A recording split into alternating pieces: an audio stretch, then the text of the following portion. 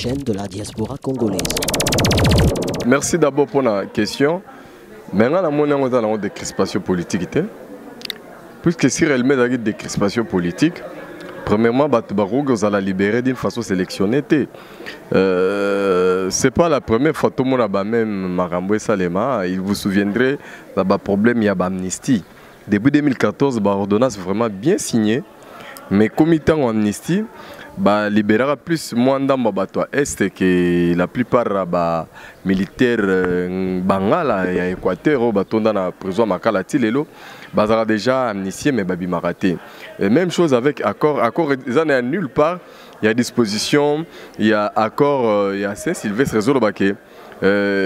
Surtout camp emblématique.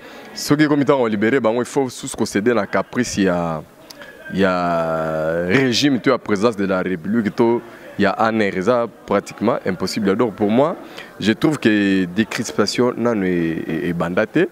Et puis vous conviendrez avec moi que ça fait déjà une année qu'il fallait Babylone Salema. Puisque dans mon unité, nous sommes les solos, accord global et accord Saint-Sylvestre, on dirait que nous sommes accord pour une année. Les lots n'ont il y a des images, il y a des télévisions, il y a internet, par-ci par-là, voire même il y a des télévisions locales, il y a des au coup, il y a des archives, il y a des images, il y a décembre 2016, janvier 2017, février 2017. C'est-à-dire que tout le monde disait que le président Kabila a respecté qui nani mandaté 2016 a organisé l'élection. Talatina basaki dialogue pour accélérer une année de bonus.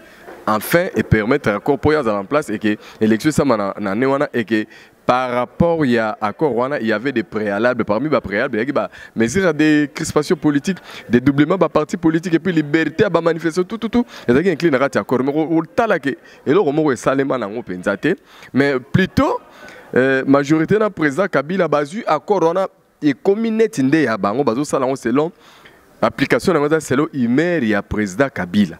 Oh, il y a un problème, il y a un fautif, il y a autant de mandats. Article qui organise l'élection. Du coup, il y a une solution à sélectionner, une fois libéré, une fois nommé. C'est là où ça paraît un peu bizarre. Donc, dans mon cas, personnellement, l'analyse personnelle, ça n'engage personne. Que s'il y a quelqu'un qui vous dit que la mesure de crispation politique et c'est non. D'ailleurs, la mesure de crispation politique est basée sur la libération des prisonniers. Ils appellent à retour et à Babima. Ils appellent à liberté à manifestation. Ils ont liberté, libérer les médias et particulièrement les médias nationaux, en particulier RTNC. Les deux ont otage, ils ont la télévision spécialement, il y a majorité, puis il y a propagande, il y a le président Kabila qui n'a rien à voir avec la vraie démocratie. D'où il n'y a rien qui s'est fait à propos de l'application à quoi il y a Saint-Sylvestre. D'où chez moi, il ne faut même pas me poser cette question que vous avez pour la mesure de crispation. Oui, nous libéré, Kangama et Zara Maramba mercenaires américains. Et puis, au Roman, vraiment, le ministre de la Justice, tout on a presque, preuve à 650 Américains pour renverser le pouvoir. Mais si le représentant soit à mon côté, au moins, il y a à sa zone aux États-Unis, à libérer, à zone aux États-Unis. Mais les Congolais, ils ont même cas, ils sont en prison, sans jugement, voire même. Alors, tout ça, ça montre qu'il n'y a pas une république en réalité. Il y a que république bananière, c'est-à-dire que le pays est vivre dans il y a chef de l'État, dans service à renseignement, donc il n'y a pas de décrispation. Merci beaucoup. Question à Bangombe, mon frère Nalinga Rapena, pour répondre à un mais quand même, je rappelle que moi, les loba propos. RDC, c'est le pays d'abord, tout ça, on fertile. Sur toute l'étendue, il y a RDC, preuve en est que peut-être Batoumi, il y a une géographie à RDC, nulle part, un espace désertique exact. Et ce qui veut dire que Congo Mobimba, Bisike Belé, et Zalara, dans la place, il y a végétation, et ça herbe. Oyo bangombe bakokole ba pâturage moi kitoko eza na entendu mon ya RDC oyo moto moroté même pas na une minute akoki kolongola le roi bibwele et longwe kuna na est po ya na ouest non et po ba ezala commercialiser oyo ezala po balia ou ceci cela non ngana mona kango ezaka ka ke communauté internationale ndenge na betaka nanga c'était chaque jour vraiment baza vraiment motema mabe balingaka peuple congolais parce que na dénonçaka ngo chaque jour que complot oyo eza complot ya communauté internationale. Tout le monde a kangi misu peuple congolais anyokwama. Mais ba membre de la communauté internationale ba nyonso ba lelo ba bosani que c'est sur ordre na bango nde ba pesaka que kengo na Mobutu na 94 ba fongola ba frontière pour bandeko ba utu ba kota na mboka na biso et lelo eza eye communauté ba malère na 97 bandeko na biso ba Rwandais mususu wana ya ba Afrique ya ba tout jusqu'au tour na bango ba zu pouvoir ba koti so pa na biso nde ba kanga pays na biso en otage et que bango mutu ba dirigeaka awa et surtout le rôle Kagame comme président de l'Union africaine.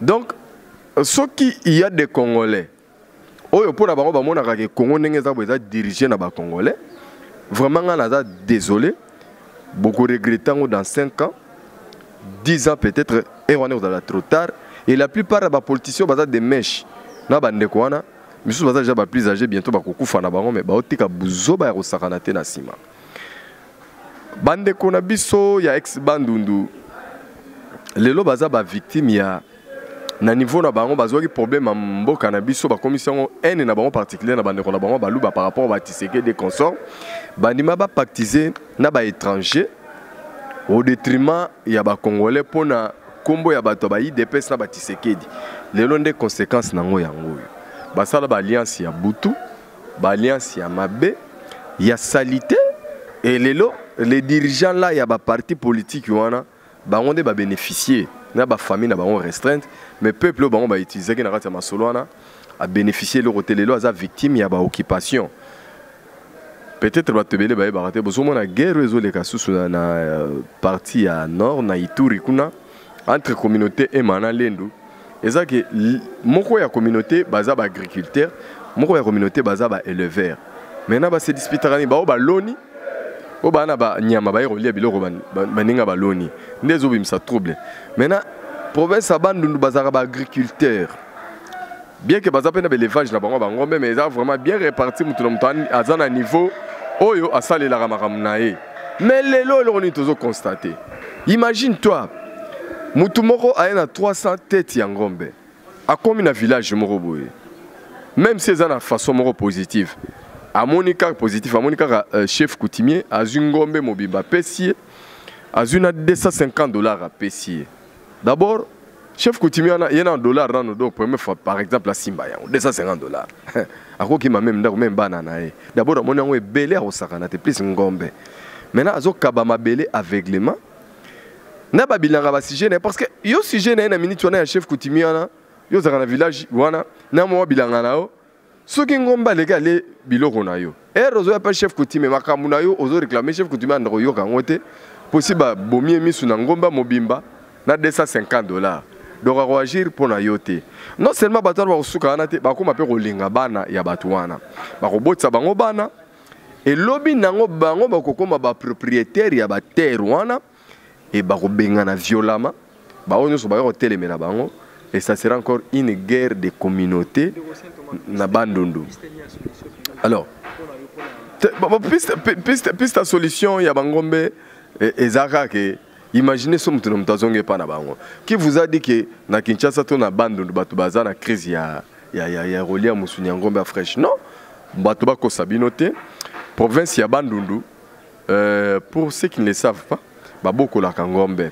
Une fois de ma vie, na vivant na Tembo et puis na Kaungula, j'ai vu les gens. Basara ka commerce en Gombe, batambola ka ngoma kolo, ba ba Kaungula, ba Tembo, bazaro teka ngombe. Ba ngombe oyo wana sorti ya nanite ya bande ko wana ba ena ngote, mais ba ngombe normal. Ande ori ya ba ngombe, bantaba yali, omuni bantaba mingi olia kana kisasa e utaka bandundu.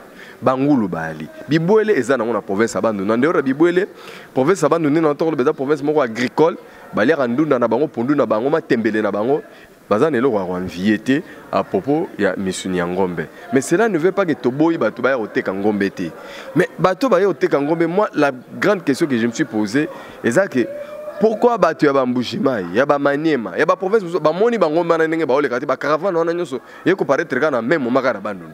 C'est là où je trouve que est-ce qu'ils ont banzela mystique bango me balekeli. Si réellement ils ont bandeko ba vraiment na souci ya élevage. Mais pourquoi ba se retrouver ka bato race moko? Race moko ka banilotiki ka. Donc tout ça ça laisse à désirer. C'est la même façon yo qui soko zongi na un père parti état mon frère Rokuta que Mobutu Bimisaka moi livre de poche moi que voici les Aïrs où on avait soko tangini wana batia ba tribu nyonso ya Congo na kati ya livre wana batia biloko nyonso ba richesse ainsi de suite mokokuta ke tribu moko banyamulenge ezalaki na kati ya nini wana te seulement banyamulenge babimi kaka na 97 na Congo et na babi na 97 ndenge nini ba réclamer terre c'était ça comme ça bitumba o bomona fidèle botama et bandaki maman na création ya AFDLT et bandaki na bitumba après AFDL ils ont créé après. C'était ça là, le prétexte. Ndenge moko bande konde ba ina bandu nona ba kobimisa prétexte moko bonde bomona ki pe RCD goma ba créé avant et ba créé après mais avant guerre bani nan ba kangi biso barrage ba privé biso courant mai o ka ba wendo kolose babi to zangi mai solo likolo ba nyangala kata peut-être wendo kolosoi pe a son place akunda mai bakate nyangala kata o ya finga wana ndele lo akonza biso en particulier ministre ya défense et sécurité ya nini ya décentralisation Azarias Rubero aza parmi ba nyangala kata o nani wendo kolose ya finga na nzembo wana mais banga nyangala kata na ba kozonga na forme su bazo konza biso lelo et ce sont ces gens là qui sont là bazana système moko soko yebi angote soko bi méthode na bangote non ils savent ils sont tellement risés que pour détecter que bangonde bazala base à makambo bomona on si côté il fallait botika de temps vidéo ezali ndenge na salle ngo et servir bato belé ba archive ba kozala surpris bon marche ils ont le 25 ndenge bato balanda peut-être marche yango zo salema déjà ndeko mova et azan eloko mo asika osala te ona ntomona te puisque na sina loba maintes fois na ba marche na biloko nyonso ezo salema eza bien mais il y a un petit problème mo bato tout bazolenga kokipe te na sina loba na mboka na biso que les gens aiment trop s'attaquer au fait et tout le monde laisse la cause en mboka na biso eza lisolo to beta ya bandeko ba ya wana ce sont eux qui nous dirigent ici et ben on est pas de problème et ndeko mo va rotika na kosala eloko moko te selon sans imer ya Joseph Kabila donc ndeko mo va nenga aye kosala la volonté à Joseph Kabila ça dit que bandeko ya majorité mingi bomona kana na ba fonction ba sala rapport na mboka te ba travailler rapport na Joseph Kabila donc majorité dans son ensemble soko ki bango ndete to le barama kamni to le bara oyo ba prise de position ba mo ba le barake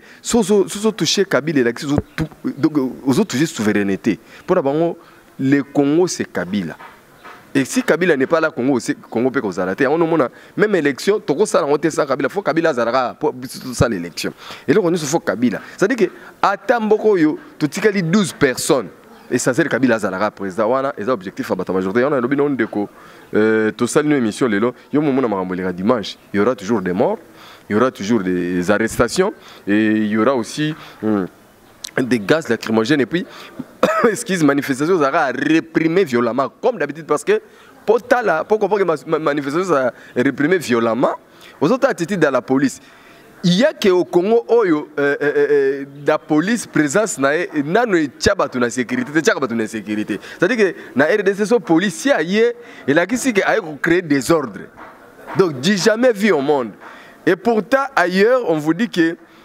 Moussala et la police est kokenge la batuna biloko na bango mais au Congo na RDC plus particulièrement à Kinshasa au moment que les policiers plus ça besoin biloko bato botolango azongo pe atia batuna sécurité au moment que na ba image ba marche précédent oui les gars ça dit au moment ba fukami na ba ramo na ba nini moni baza kimia moment la police moi beti bango masasi beti bango ba la kimozone ba couper des autres bato ba zoka donc ça dit que bato na ba esclave à la police et bah image bateau bah on a pas de Peter Tiani na vrai journal vers poids lourd donc police ils ont landa ba peuple na bango mais ba peuple na ba policier na ba soldat MONUSCO va protéger ça dit que policier à biso ça c'est kokenge la mutu mboka na ye mo zo landa mutu ne aboma ya menacer mais policier étranger to soldat étranger à MONUSCO azo protéger peuple wana c'est un paradoxe mo unique na monde na mona ngote c'est à dire que la police baza lelo lokola service privé à gardiennage mais doté na mindu qui a président de la République oyoye na minute azal roi César hein donc Raïs ne bomo na Ghana na RDC ya son contexte ne dit César ne bora ka pesa exemple et que si ko biso peuple to roi ba sujet na ye Talaka César Talaka César va venir rendre à César ce qui est à César a dit ce qui est à dit ça dit que président Kabila lelo ya roi César pourquoi ça César parce que il est plus que un roi. Pour un roi, les lois, par exemple, un roi au Maroc, on a bien roi, mais on a limite. C'est-à-dire que moi, gouvernement, ça là, constitution peut s'exprimer, mais tu pas au Maroc. Mais bien que ça royaume. Mais c'est le contraire. On a bien que biso tout ça pas César. César, ce qui veut dire biso roi esclave, tu vas siger naïe. Tu vas na imer naïe. Ce qui va te barobo ya makamunga na loba. Batala kande par rapport à l'évangile né na ba ce que monité condimate. Okokota na constitution na biso. Okokota makambo ebele to loba eza wana eza permanent, eza ba droit. Mais pas président Kabila yebi na ngote. Plus particulièrement armée na la police, constitution ba yebi ngote. Ba loi ba yebi ngote. Armée na la police ba ordre et surtout ordre. Ndelo ba tosaka ya omoni policier abomaki mwana major na église pour tosaki ordre ana choité donc marche et kusalema après marche tout s'attendre to compter ba mort to compter ba blessé to compter ba arrestation et pour une commission d'enquête et puis sili to vandi ba déclaration par-ci par-là après un mois va projeter sous marche mususu toke sous mais ça c'est Kabila zane wana voilà c'est que moi je constate que ndé les Kabila sera né wana tebité finalité na moi ezala mais ce qui est vrai marche au stade de et puis la police va un rendez-vous et puis Mbutu Rosala. Merci na Edi TV, merci à François Koulokola, merci na Manassé, merci na Batoyo, Balinga Rangai, na Sepeli Mingine Bolandingai. Merci pe na Bato Bayina Saint Thomas. Vraiment, ngana olinga bino talaka oinanga motala ngai kota l'évangile à Saint Thomas pour son monité condimate. Merci. Télévision, la chaîne de la diaspora congolaise.